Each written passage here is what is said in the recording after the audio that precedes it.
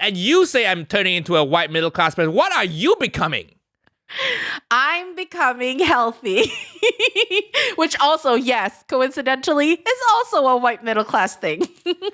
I'm going to take up yoga. I'm actually wearing yoga pants right now. Oh, no. with a flouncy, like knitted top. So that is very white middle class. I guess that's what's happening to us. We're both becoming white middle class people.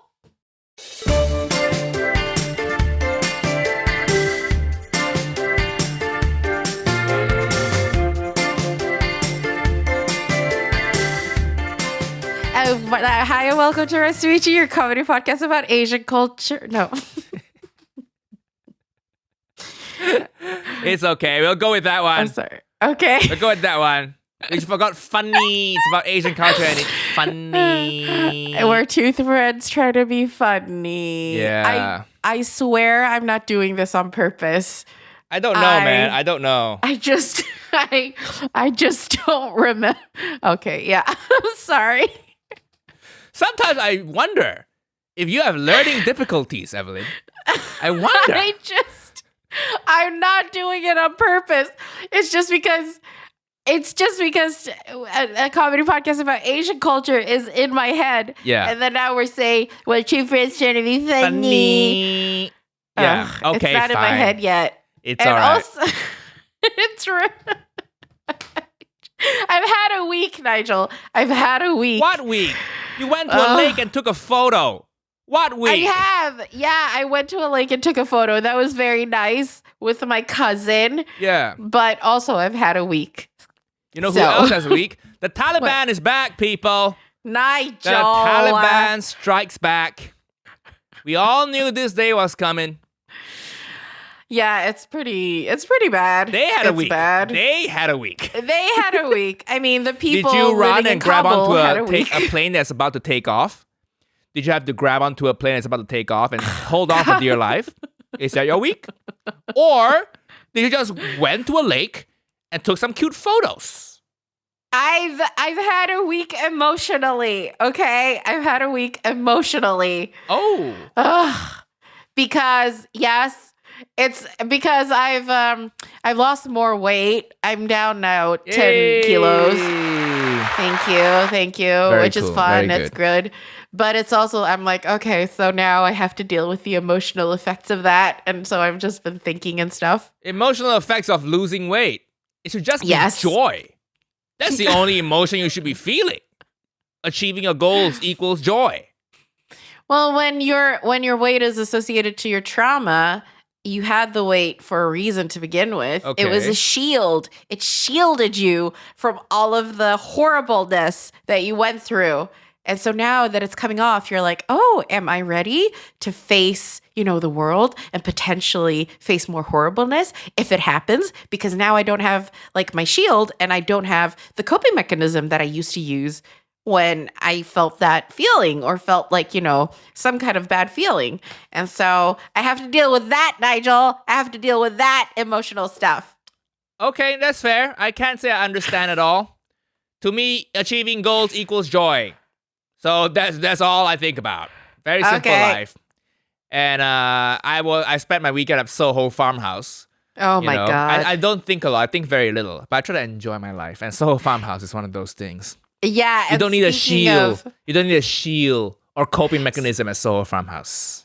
And the thing is, we talked about cringe stuff last week or 2 weeks ago. Your stories about Soho Farmhouse were so cringe. They were so nice. cringe. Nigel put up cringe can be nice sometimes, He put up a story of the cabin that you were at or whatever. The cabin. And then he just put, if I could wake up here every day. I was like, ew! That is very cringe. I'm hearing very a lot cringe, of jealousy from you. I'm hearing a lot of jealousy. Hearing a lot of envy and jealousy from Evelyn. I went to a lake this week, so I'm good. No. Listen, Soho Farmhouse. If you don't know, listeners outside the UK, it's a very fancy members-only resort. Very fancy. In Cotswolds, very rural. Oh, it's in Cotswolds. Yeah, beautiful. 45-minute drive from Oxford. Oh, I see. And it's just beautiful. You're out in nature, but you're in a heated pool. God. Yeah, but you literally the pool. Oh, heated pool outdoors, fancy food trucks, a hot tub. I didn't get to use a hot tub because it was all booked out. And then you stay in these in a field somewhere. They built this little cabin. They call them piglets. You know, this Piglets? They call. We stayed in Piglet 21. That's a room name. You stay in this little cabin. It's just beautiful in there. The architecture, the interior designs are all very well thought out. It's very farmhousey, of course. And it's just a beautiful, beautiful holiday. Love it. You're becoming more and more middle class white. You're becoming so middle class white. Listen, that's not a bad thing to aspire to. It's uncomfortable. Why? It's uncomfortable. Why is it uncomfortable podcast. to see your friend doing well? Why is it uncomfortable? I loved it. And the pool was heated. It was outdoors, and literally the only thing separating the pool from the river is just like a concrete block. So you can just, when you're in the pool, you can bring drinks in there. My favorite. I talked about this a lot. You can bring drinks into the pool, and then you can touch the lake. You can physically reach it and touch it, and you can see ducks and people paddling the boats by. Wait. Oh, I love it. Wait, so you're in a pool that is right next to a lake? That's a river. Sorry, a river. Yeah. Oh, I see. Yeah, but the pool is separated from the river because the pool is heated. Heated to 30 degrees Celsius. It's very comfortable. And then you go in there. Oh, so nice. The ducks and nature. And they're playing nice music. And to be fair, everybody who goes there all kind of look the same. You know, the trendy media types, entertainment industry types. But it's actually kind of nice because everybody there is like relatively young and cool. They play like cool music, you know, because I've been to beach resorts where they play shitty that kind of music, but there they just play like chill, lo-fi indie kind of music, which is really nice. Gosh. Yeah. And I just chilled there, reading my book under a parasol. Oh, under a parasol. A parasol. I loved it. This just all sounds. I think it's because idyllic is the word you're looking for. Idyllic. No, it just sounds really constructed and really like. Of course, it's constructed. It's a resort. What do you want me to do? I hate nature. I would hate nature. There are bears out there. There's bears and deer and foxes who will come fuck you up. I hate nature. Please construct some shit. Construct some nice nature for me. Well, I mean, it just sounds constructed in the way that Soho House is constructed. This thing of like the seemingly, the kind of like seeming of opulence or doing well, or like, oh, it's so important that you're here.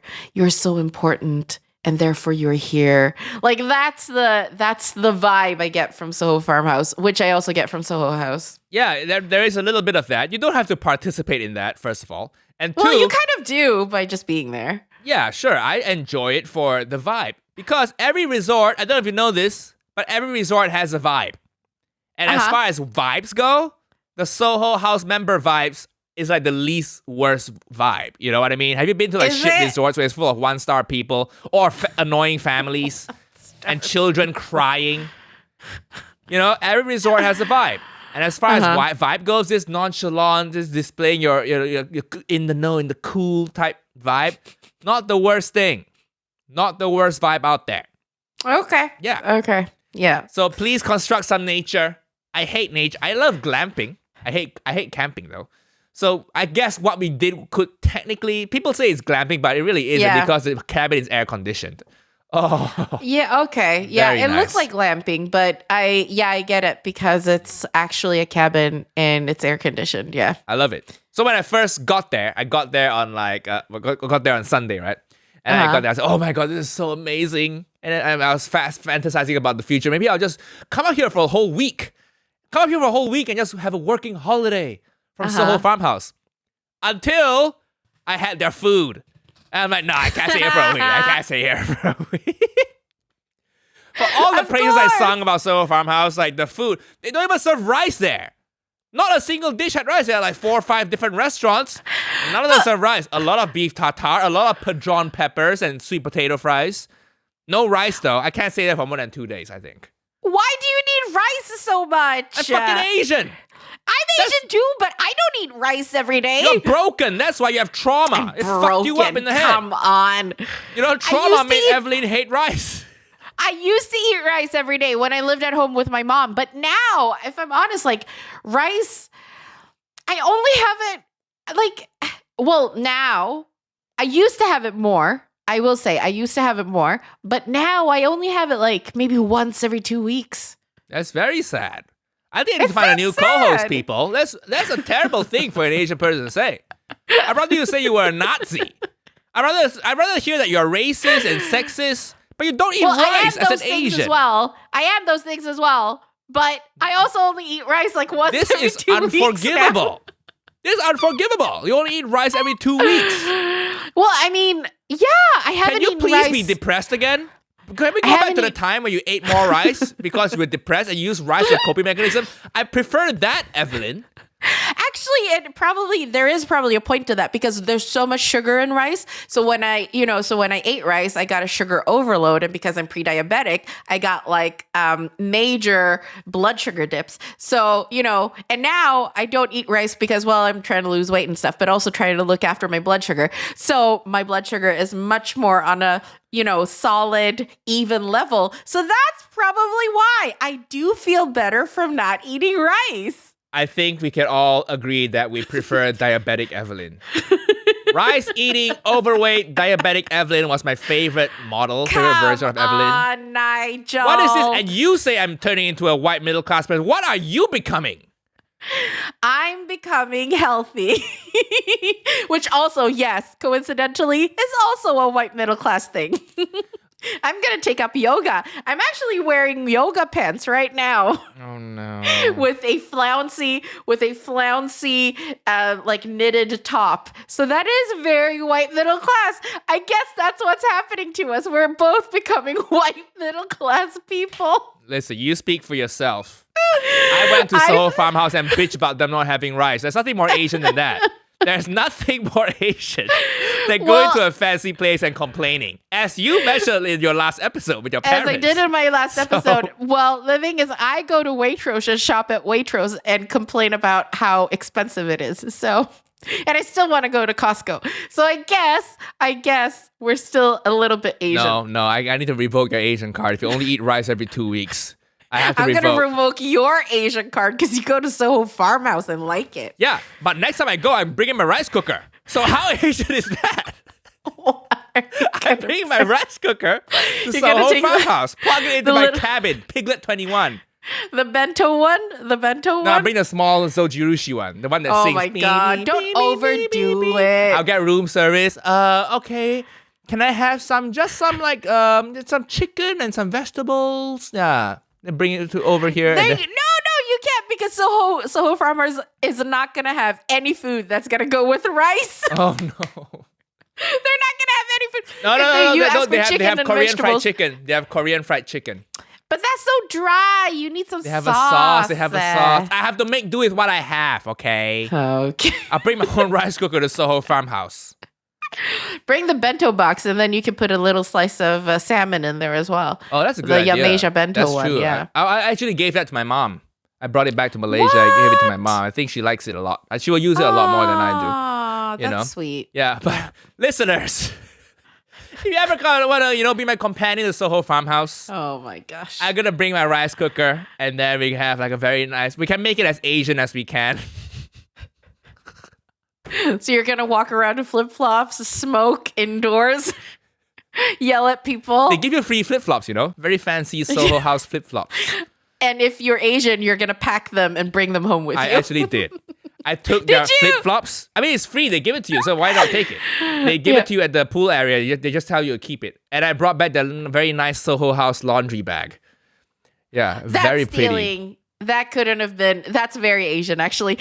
When my mom and dad, we had visitors from Asia. Like my uncle and aunt came, and they brought their friends, and then so they went on like a trip around Sweden and Norway, and they stayed at different hotels. And after each hotel, their friends, my uncle and aunt's friends, just showed everybody all the stuff they took, and so They'd taken like bathrobes. They took like a hair dryer. They took like they took so much stuff. And my dad was like, "Oh shit, I'm gonna have to pay for this." Yeah, that stuff they'll check. But I think the laundry bag, I think it's free for you because nobody's doing laundry at Soho Farmhouse. So why would they give you a nice laundry bag, a cloth laundry bag? I think they expect you to put your dirty clothes in there and take it home with you. I think that's what they expect you to do. I don't know. No, we'll see if I get charged for it.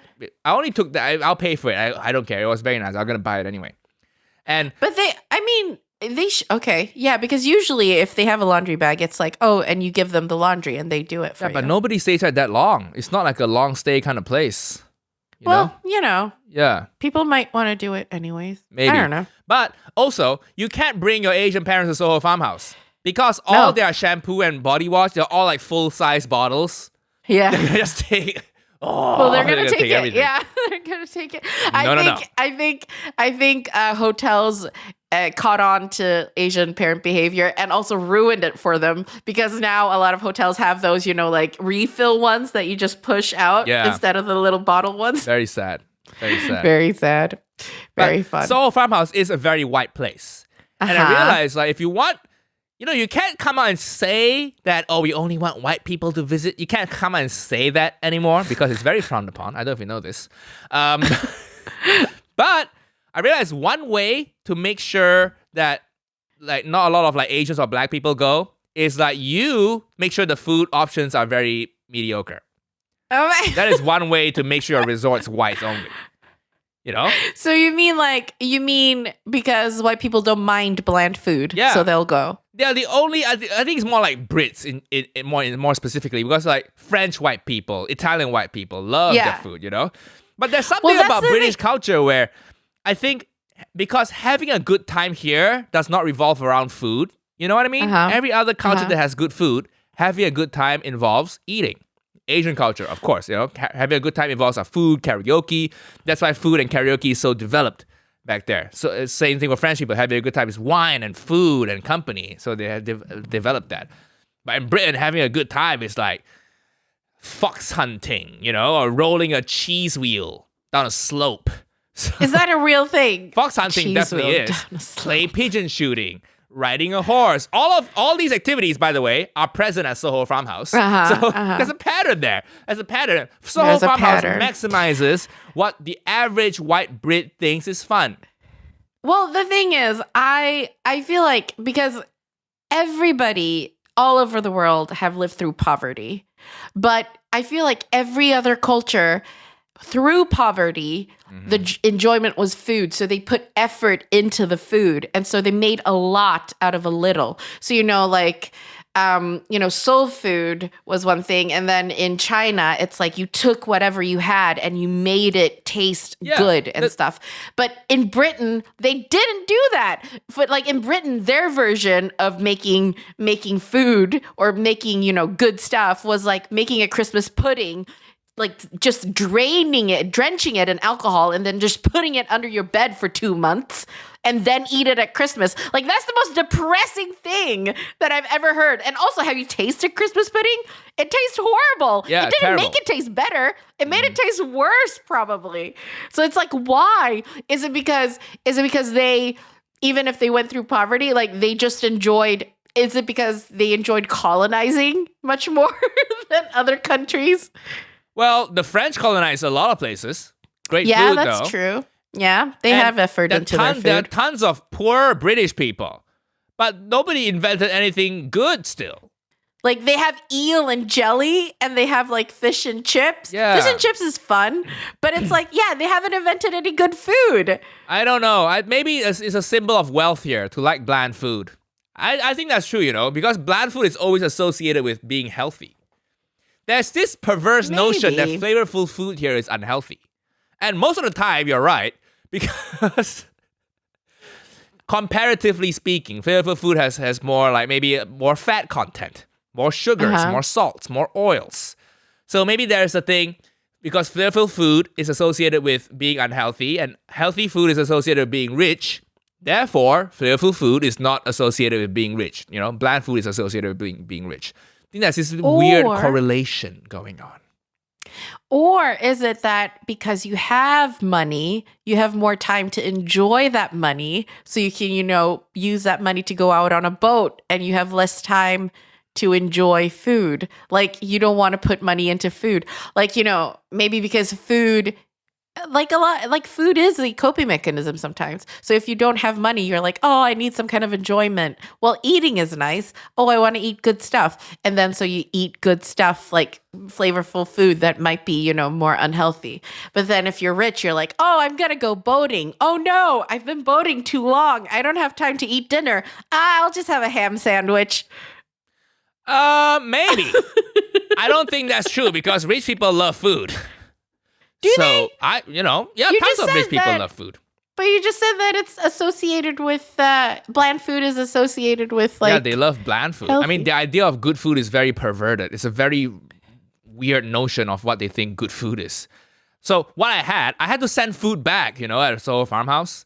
And I never thought I would be in this position, to send food back at Soho Farmhouse. What a flex. What a flex, What did you send it back for? I sent back seafood pasta because it had you want some garlic, you want some flavor, you want some white wine sauce. It had nothing. It tastes like cardboard. Really? I thought I had COVID. I was like, oh shit, I just get COVID. I can't taste anything.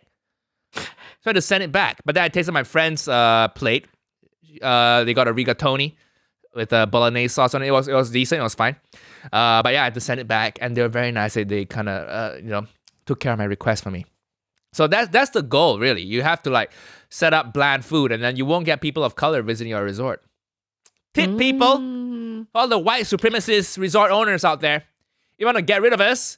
Get rid of the flavor. Get rid of the spice shops.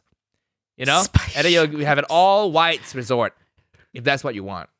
And then nobody can label you racist. You're just no, I'm not, anyone is welcome to come. Anyone's welcome to come. You just have to put up with our bland mashed potatoes. Anyone's welcome to come. You just conveniently got rid of all the cool food, the crispy pork, the fried chicken, the nice burgers. But everybody is welcome to come. That's what I'm thinking. Okay. If you want to have an all Asian only resort. Oh my God, if Soho Farmhouse had Korean barbecue, it's game over, baby. I'm spending every weekend there. I mean, the Asian, if Soho Farmhouse did Korean barbecue, it would be bad. It would be pretty bad. Listen, I will put up with it, but it'll be, okay, as long as it's decent. Imagine by nature, by the lake, by the water. There's cool music. You're reading under a parasol, and then this little maid comes over with your bulgogi. The little silver bowl of rice, and they give you silver chopsticks, and they serve it to you, and you're in the hot tub eating tteokbokki. Hot tub, hot pot. That's my new resort idea. Hot tub, hot pot. So you're eating hot pot while you're in a hot pot. Okay. I think there is something like that in China. I saw a viral video. Snowing outside, and just dipping these thinly sliced pieces of lamb into this hot pot, and Soho House, baby. Take my suggestion, and you won't believe the influx of rich Chinese people.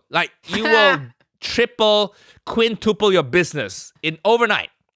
Once you have you nail Asian food, the number of Chinese tourists, because the photo ops there are amazing. You're not supposed to take photos of the guests, Soho House rules, but you can take photos of the surroundings and nature, and it's so beautiful. I posted on my Insta story, and all my Asian friends are like, "Where's this? Where's this?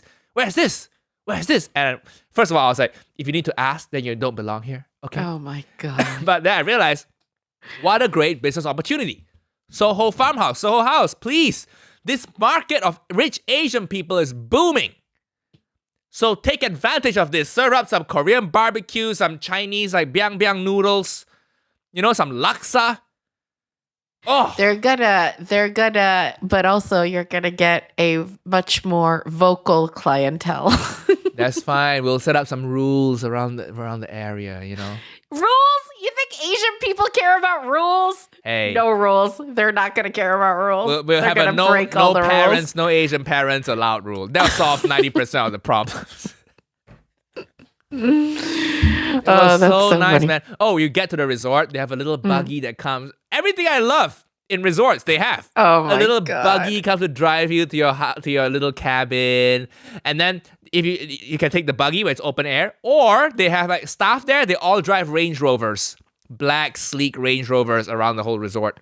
And then if you see them, you just stop them. Hey, can you help me with this? You have any questions, or you want to ride in a Range Rovers back to the main base where the restaurants are? You can do that too.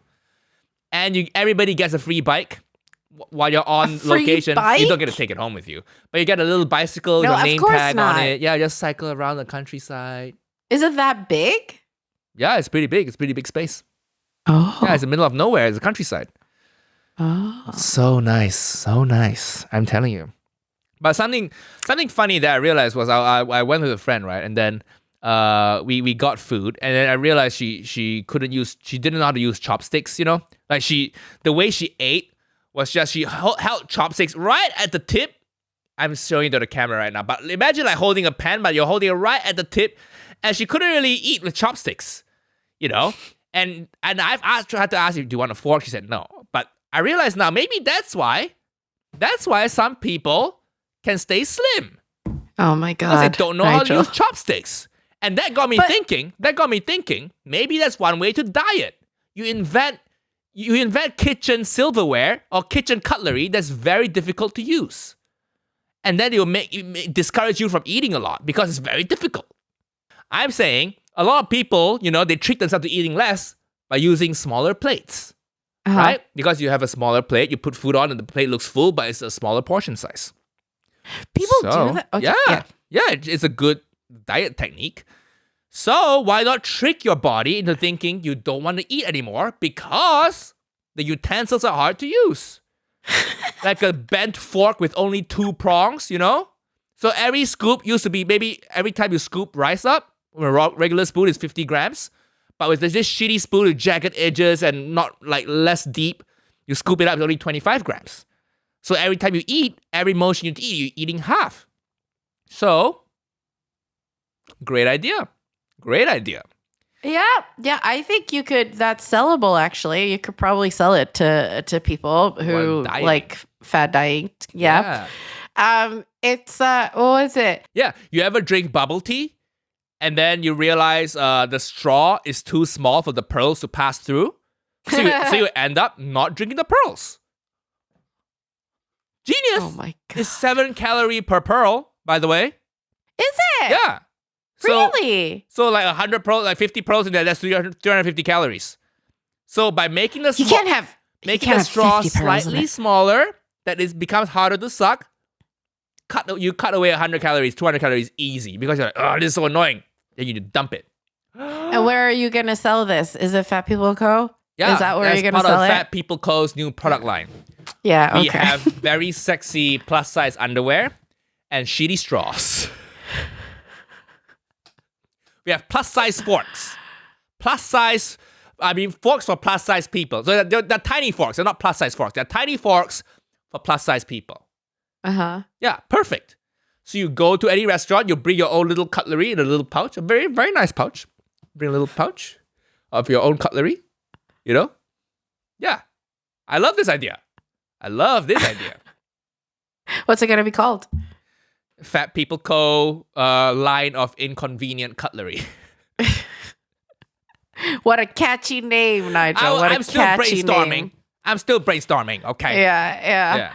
Well, I mean, people who can't use, because I presume your friend was white.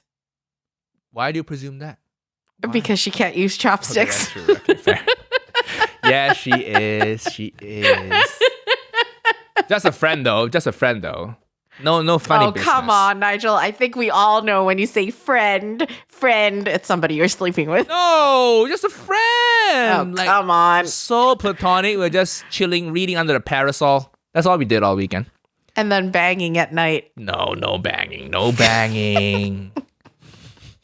Keep it clean, Evelyn. People hate it when I talk about sex.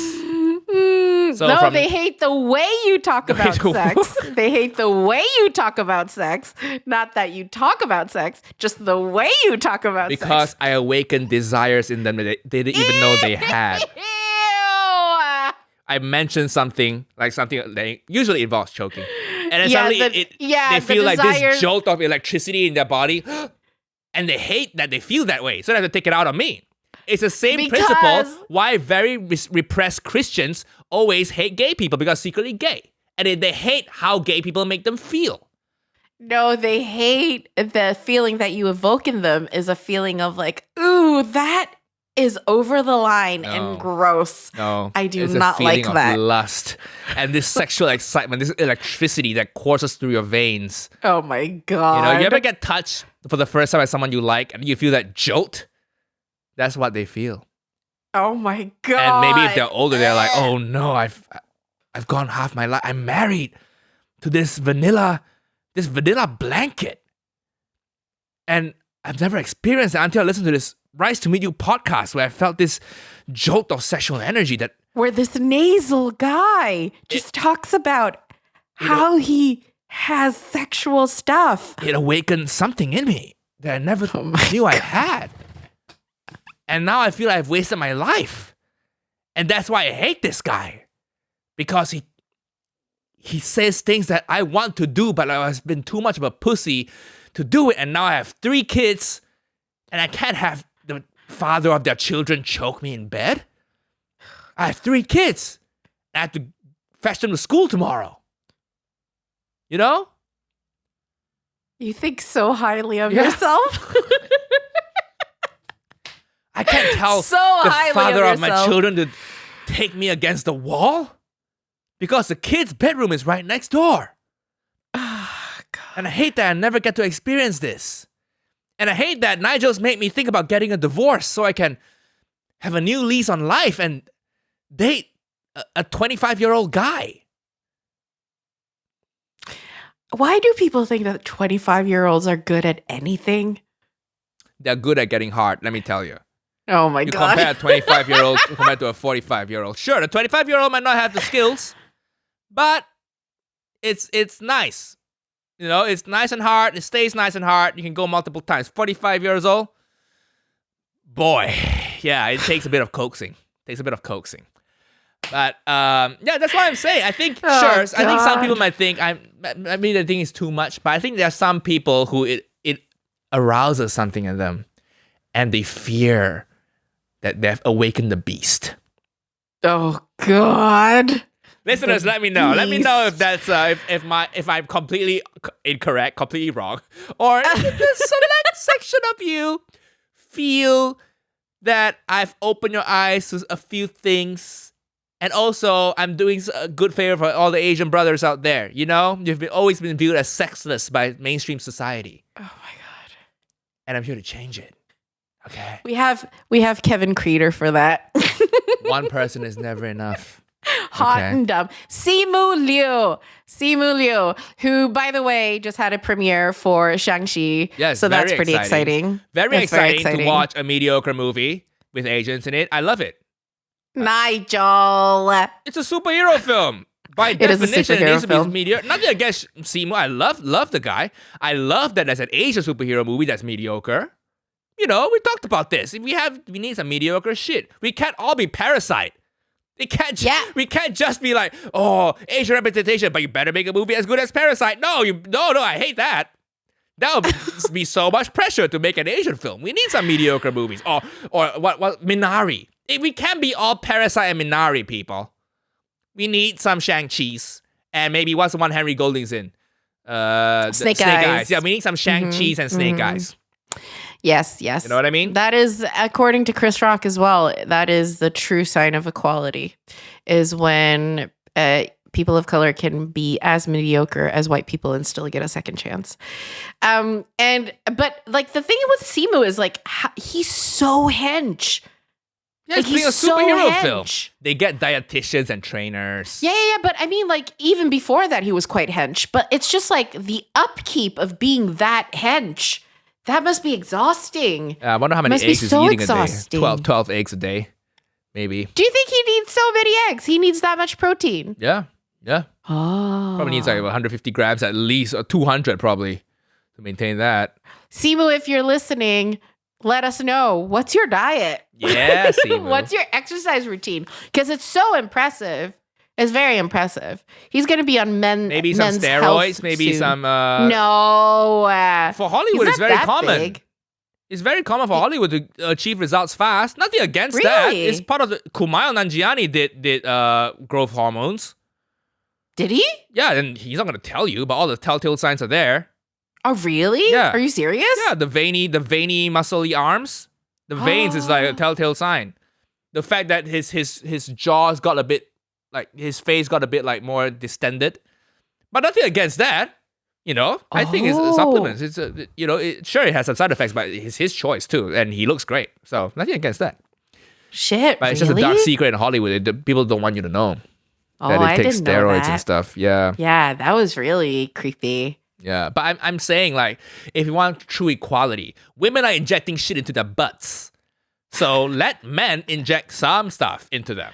If you want true equality, you should be pro steroids. But the thing is, like, the stuff that the women inject into their butts don't affect them mentally and want to make them kill other people. Whereas steroids kind of make you want to kill other people, depending on how much you take and how long you take it and blah, blah, blah, blah. Again, a very wrong thing.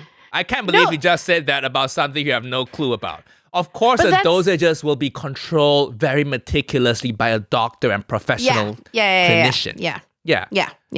And women already want to kill people, so we don't need to inject. But the thing is, like, what women usually inject into their butts is just fat from other parts of their bodies, right? It can be silicone implants too. Yeah, that's true. Yeah. That's true. Yeah, I think you need to look more into this because I'm also sure the women's stuff affects their body too. Maybe not hormonally, but like silicone implants. Now you're like, worried about what do people think? Does it look natural? It affects their thought process, It just makes you float more when you're in water. It makes you more buoyant. It makes you more attractive, so please do it more, women. When Kim Kardashian is in the water, she can't help but like her boobs are just up. She can't stand right up. She just kind of goes like that. She's like, oh no, she can just paddle water and her feet doesn't have to touch the floor. She just floats. Yeah, upright. Exactly. I think that's great. Or if she's like on her front, then just her butt sticks out. You know what I realized at Soho Farmhouse? That one, the women never put their heads underwater because they all go into the pool with makeup. Really? Yeah. And I thank you, women. You guys all look great. Oh, makeup, swims, bikinis. But then you go to the steam room, you never see a woman in there. Steam room, sauna. Yeah. Why do you want to be in a place where women go into the pool with makeup? That's awful. You don't have to do it. They look good. I enjoy, stealing a few glances. They look good. They take care of themselves. Everybody looks great. Everybody that looks amazing. And it's kind of nice to go to a resort where everybody's beautiful.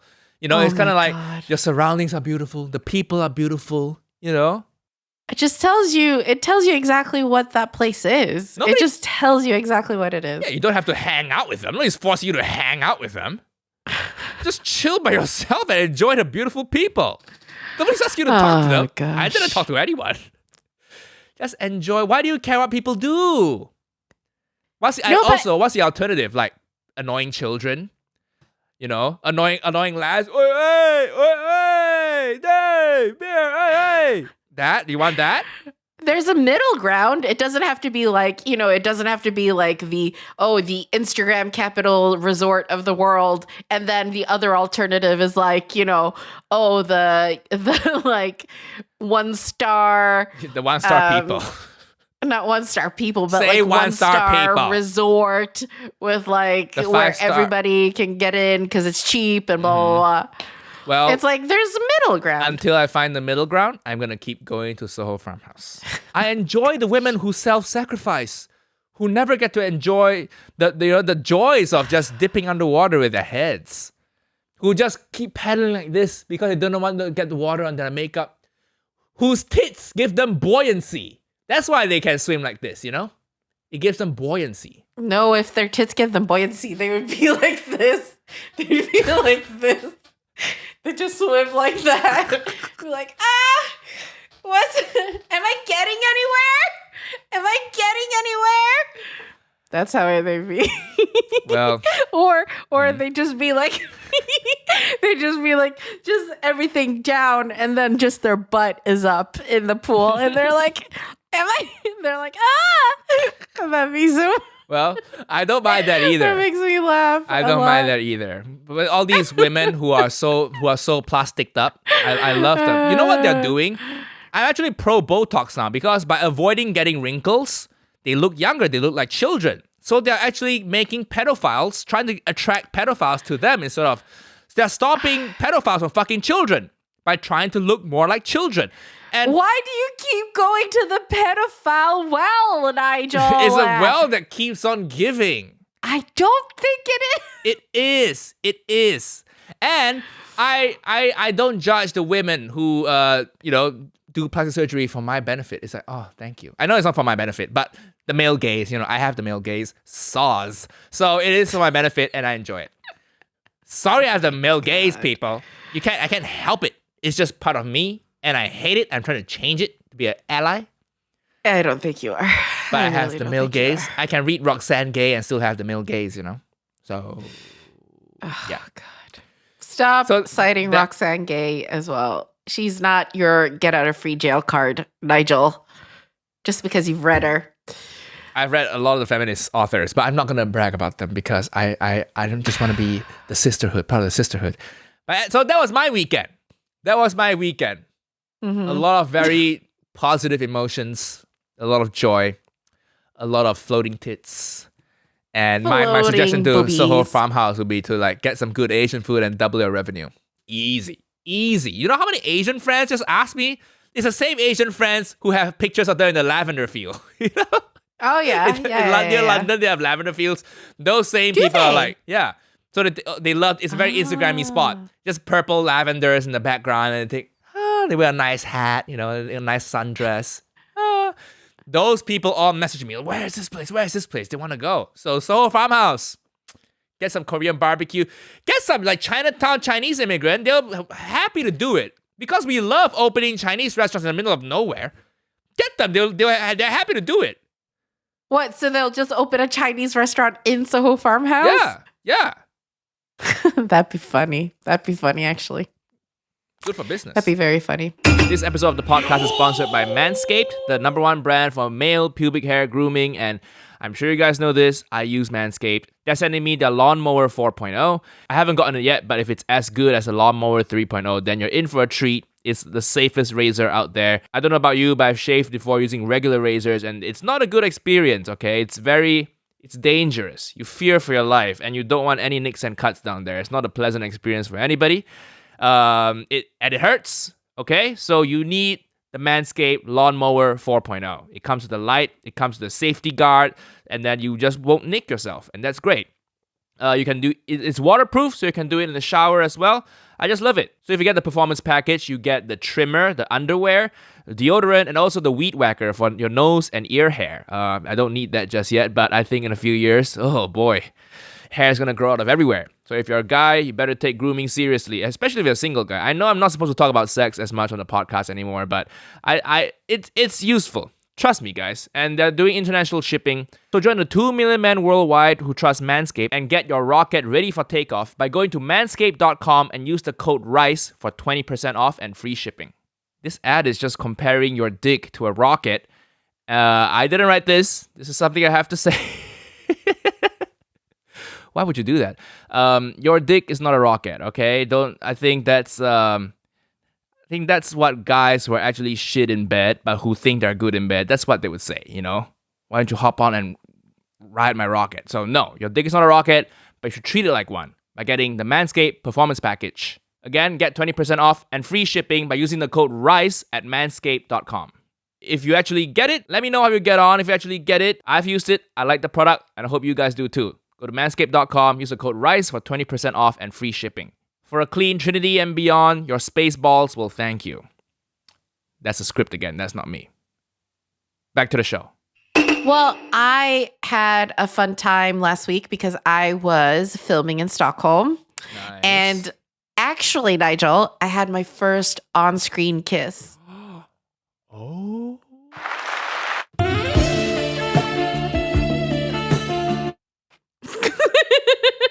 You had your first kiss I had my first in your last on-screen 8 years? makeout. Nigel.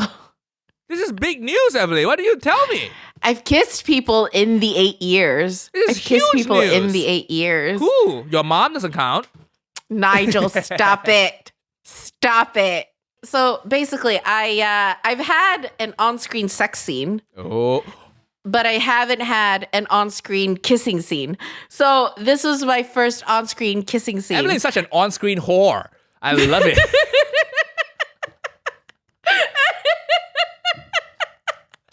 Only That's on very screen. true. Only on screen. Don't That's slut very shame true. Evelyn off screen. Only on screen and only if I get paid will I whore it up. Well, That's that's a very definition true. of being a whore. So yes, Yeah, exactly. you're crushing it. Very, very true. You should get an agent. You should get an agent for whoring.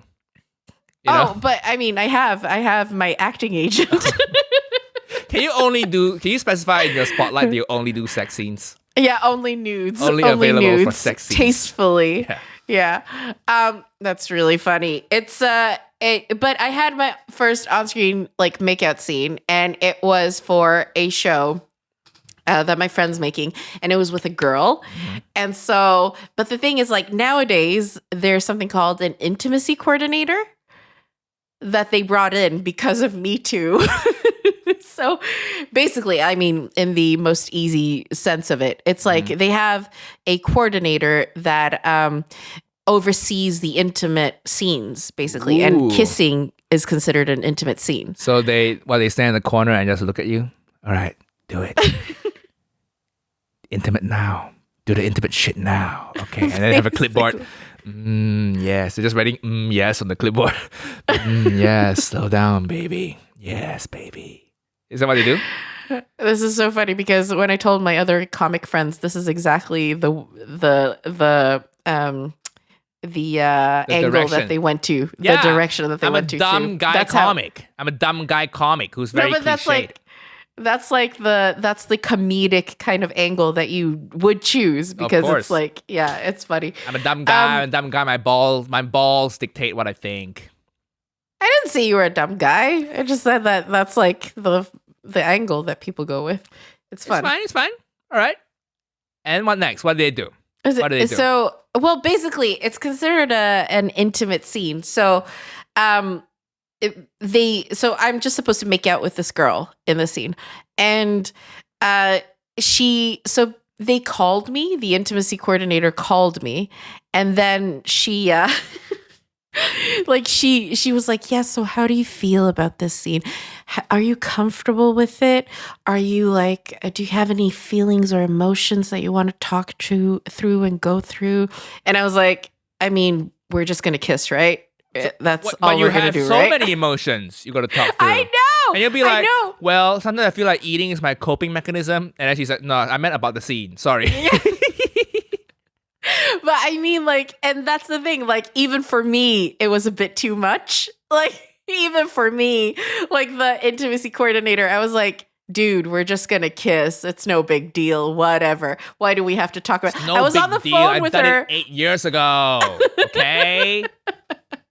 Jesus Christ. Basically. But I was like on the phone with her for like an hour just talking this through. And I was like, and it was like she was really trying to pull some kind of emotion out of me. And I was like, I really don't feel anything about this. I really have nothing to say. I'm a bit nervous, sure, but that's only because, you know, we're going to do it on camera in front of people. But I feel comfortable. She's nice. I haven't met her, but she seems nice. And, you know, all of that stuff. Like, and I think the thing is, like, when you do these things, what you are nervous about is that you're like, okay, hopefully my breath is okay. Hopefully I'm, you know, we can do it in a way where it's comfortable for both of us and stuff. But otherwise, you know, nothing else really. You don't think about anything else, I think. Yeah. Do you think about things when you? Yeah. I feel like that's. Do I think about things when I'm kissing? No, you're in the moment. Yeah. You feel the warmth of a tongue on yours. Ugh. That's something someone who's never kissed in 8 years would say. Ugh. That's what No, kissing no. is, right? That is what kissing is.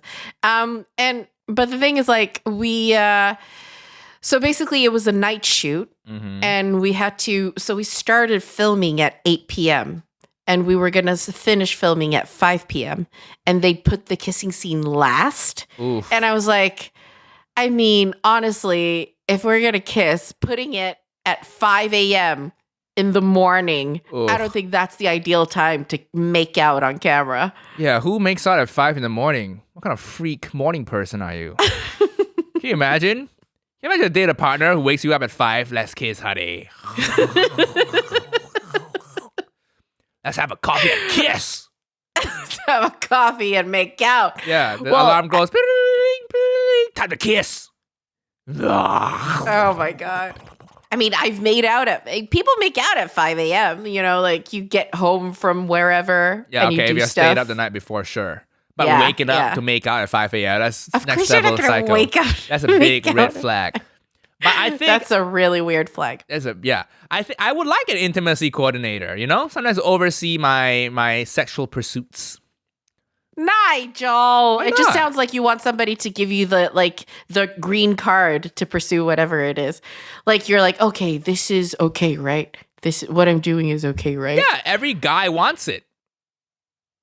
Oh, I Right? see. Yeah. Hmm. I think if you want a career in this day and age, you have to have it now. So I'm gonna bring along my sexual coordinator with with me on every date I go on now. Sit down. All right. Hi, Emma. Don't worry about her. She's just my sexual coordinator. What's she here for?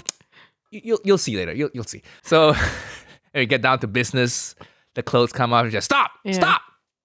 What do we say before you take the clothes off? Oh yeah, sorry, I forgot about that. Are you okay if I undo your halter top, Emma? A halter top. I'm thinking of like women clothing names. Yeah. Okay, and halter top came to mind. Sorry. What are you in the 90s? In the 90s? Name something else. Your blouse, whatever. Your blouse. Hey, are you okay with me unhooking your bra with one hand, Emma? You know, and then she has to say yes, and the intimacy coordinator has a clipboard, the checkbox check. Yeah. Yeah. Well, that's the thing. Like, intimacy coordinator, it's good to have one there. Are you if okay were with to me have one. roofing your drink, Emma? As I hold 2 pills. Nigel.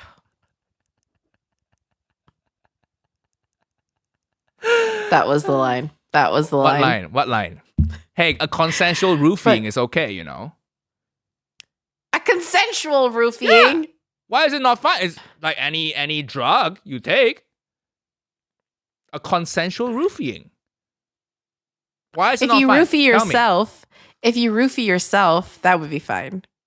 You're like, I'm just gonna roofie myself now. You can do whatever you want to be. Sure, but I don't like that. But what if some women actually like consensual roofing? What if it's a fantasy?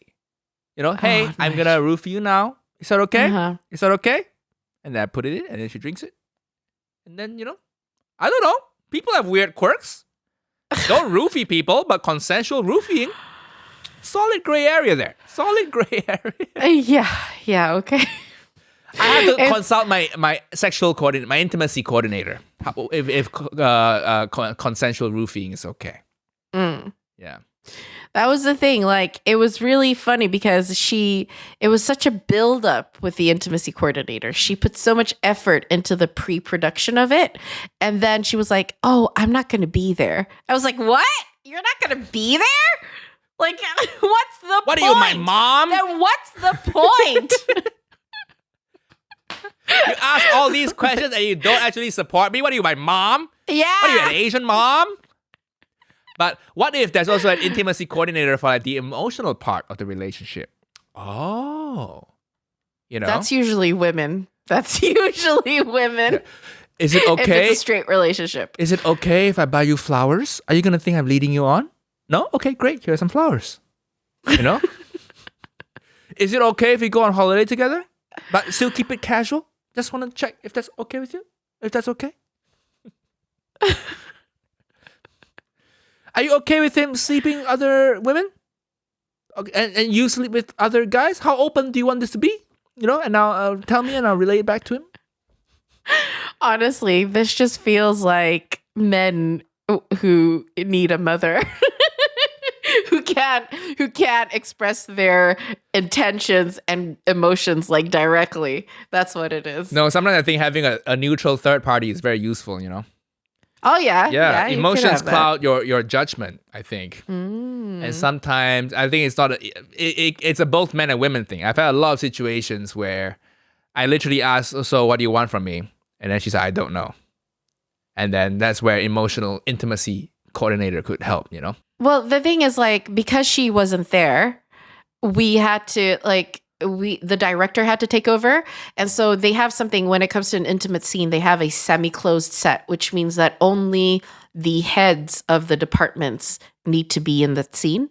So everybody who needs to be there are there, and everybody who doesn't, they get, like, you know, just like taken out from there, so that it'll make the actors more comfortable. Yeah, but they also know that the video signal is beamed wirelessly to a big ass monitor in the crew, right? Yeah. And that's what they say. They're like, they were saying that. They're like, they can still see it, but they're not going to be in the room. We're like, okay. Wow, even better. Now I really feel like a porn star. Yeah, Yes, yeah. Even better.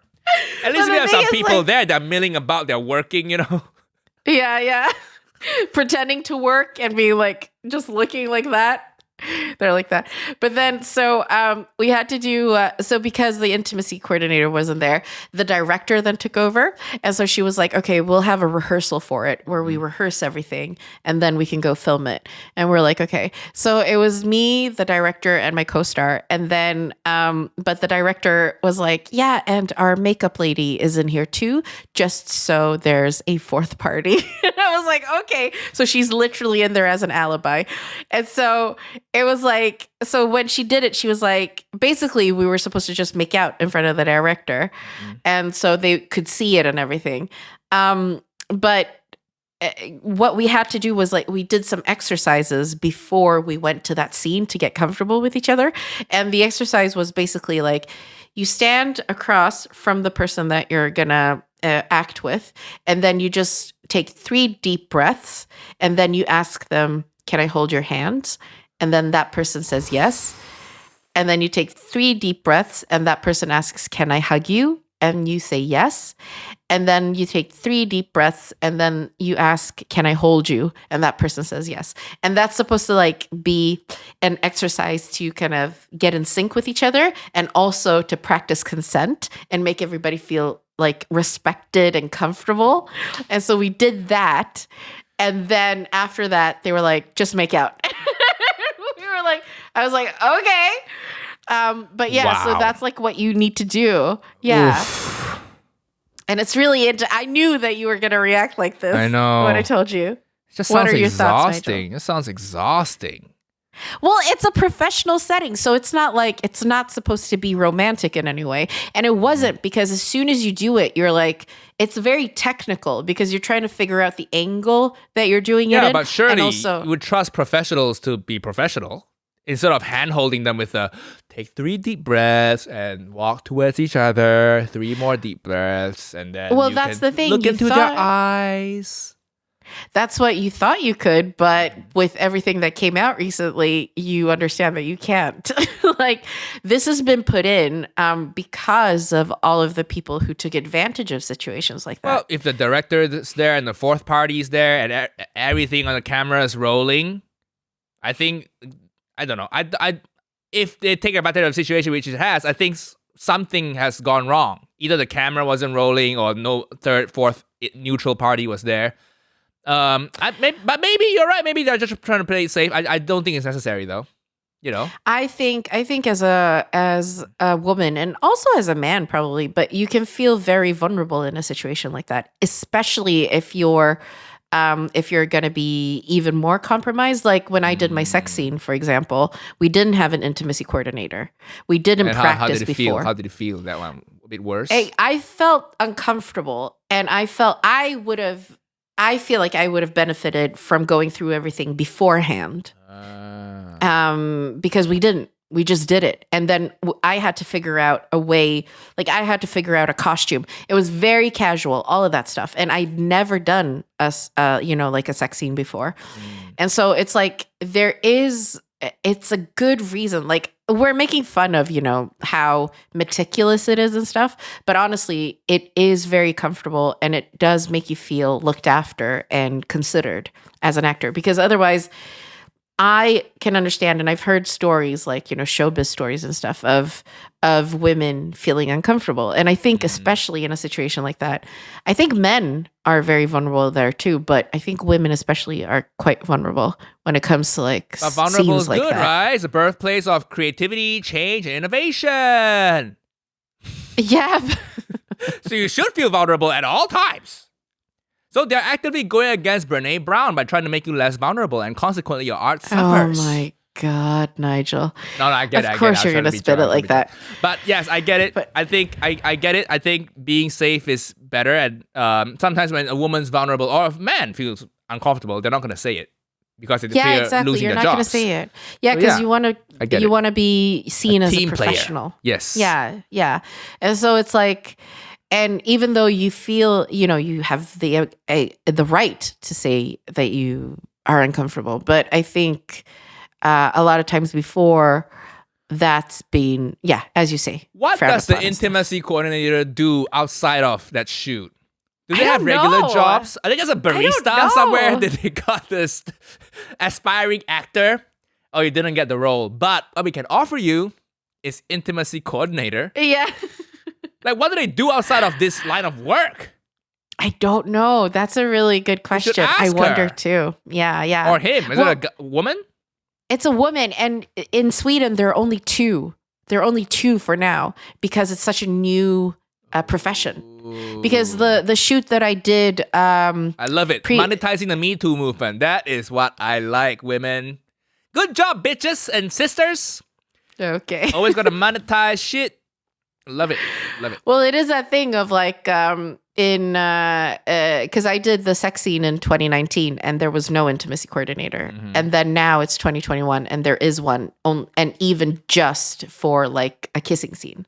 So it's like times are changing. I guess slowly, quickly. I don't know, but intimacy coordinators are something that are very common now in both America and in the UK. Okay. So That's my next job. After I retire from comedian, I'll be an exactly. intimacy Just be a perv. coordinator. Hey, I don't like when people say that about my job. And a lot of people misunderstand me and they think being intimacy coordinator just means I'm a perv and I just like seeing women and men make out. But no, it goes a lot more than that. My role is to make people feel comfortable on set. And I know vulnerability is the birthplace of change, innovation, and creativity, but it's not the place. You need to feel comfortable for a sex scene to be great. I've always, growing up as a kid, I've always wanted, when my teachers asked me what I wanted to be when I grew up, I always said intimacy coordinator or pilot. And I feel like it is my calling to make women feel comfortable. Other people pretend to have sex. Yes. Teacher. It's very important that I'm there. I want to be an intimacy coordinator, I'll be the best one out there. Is there going to be like an Oscar category for best intimacy coordinator? All of your scenes will have like, just pull it out and come on her face. Listen, that is my joke persona, Evelyn. But as intimacy coordinator, this is the only tone of voice I'll be using. A voice that sets people at ease, I don't think it says people at ease. A voice that they're comfortable saying they're not comfortable. That's my whole motto. I want you to be comfortable to say you're uncomfortable. That's gonna be my company motto. This is making me very uncomfortable, Nigel. Because you're not used to working in this new paradigm with an intimacy coordinator. You're still stuck in the old world, the pre-Me Too world. I think you need to get out of the times, Evelyn. Times have changed now, and it's for the better. And it's people like me who are making the world a better place. It's okay. I want you to be comfortable to be uncomfortable. You won't lose your job. It's a place where you can speak up with no repercussion. How do you feel? Are you okay? I want to move on. And the Oscar for Best Intimacy Coordinator goes to open the envelope. Nigel. Thank you. I want to thank my mom, my parents. I want to thank my podcast co-host for teaching me compassion. I want to thank Roxanne Gay for opening my eyes to the intersectional feminism. And I want to thank myself for giving people the time and space. See ya. If you got to fuck on camera, better call Nigel. That's...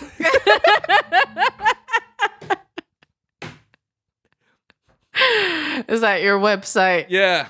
Got to fuck on camera? Call Nigel. 1-800-888-000. You know? Oh, gosh. So, Nigel, the intimacy coordinator. That's my new role. Nigel, the intimacy core. I just, everything I introduce to you. I just co-opt. Co-opt and just like, you just make it dirty. I make it funny. Make it dirty. All right. That's enough, people. Thanks for listening. See you next week. Bye.